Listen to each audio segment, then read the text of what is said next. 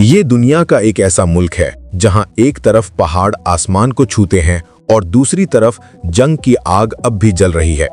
ये है यमन, वो सरजमीन जो कभी अरब की खुशहाल तरीन सल्तनत थी और आज 2025 में दुनिया के सबसे बड़े इंसानी बुहरान का शिकार है। लेकिन ये कहानी सिर्फ जंग की नहीं, ये है हौसले, अकीदे और उम्मीद की कहानी। वो मुल्क जहां हर ईंट के नीचे एक तारीख छुपी है और हर चेहरे पर सदियों की जिद्दोजहद लिखी है। कभी मलका सबा का घर, कभी इस्लाम के इब्तिदाई इलों में से एक, और आज एक ऐसी कौम जो हर दुख के बावजूद जिंदा है, मजबूत है और पुरअज़म है। तो चलिए आज मैं आपको ले चलता हूं यमन की इस सरजमीन पर, जहां माजी की शान, हाल की जिद्दोजहद और मुस्तकबिल की उम्मीद तीनों एक साथ सांस ले रही हैं। वीडियो शुरू करने से पहले तमाम दोस्तों से गुजारिश है कि चैनल को सब्सक्राइब करें, लाइक करें और दोस्तों के साथ शेयर करें।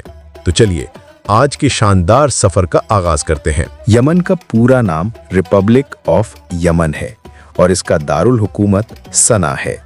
लेकिन पिछले कुछ सालों से सियासी हालात की वजह से हुकूमत का बेशतर काम अदन शहर से चलाया जा रहा है।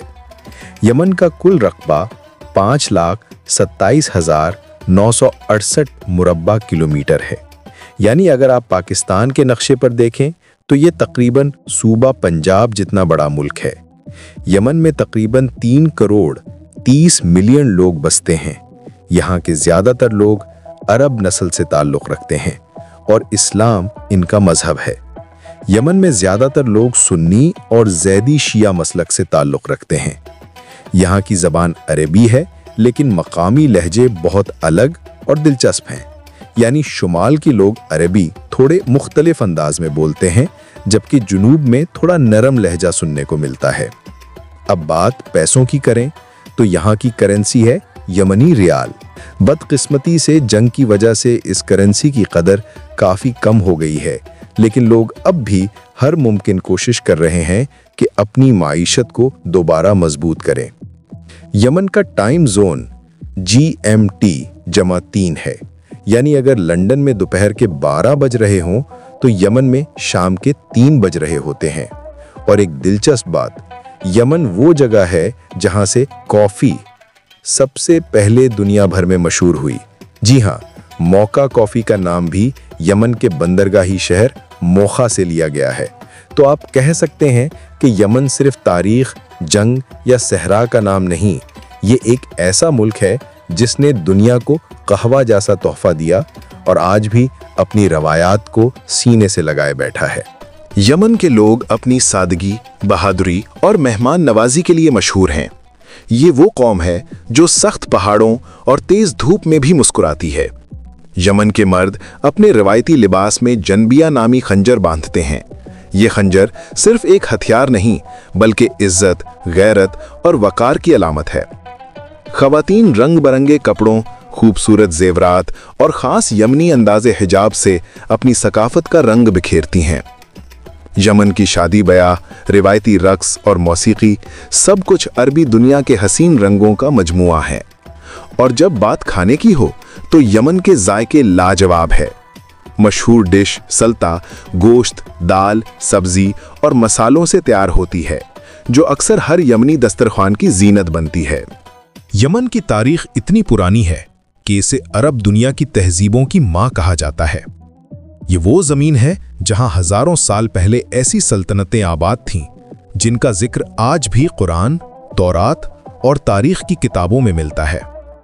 सबसे मशहूर सल्तनत सबा की सल्तनत, जिस पर हुकूमत करती थी मलका बल्कीस।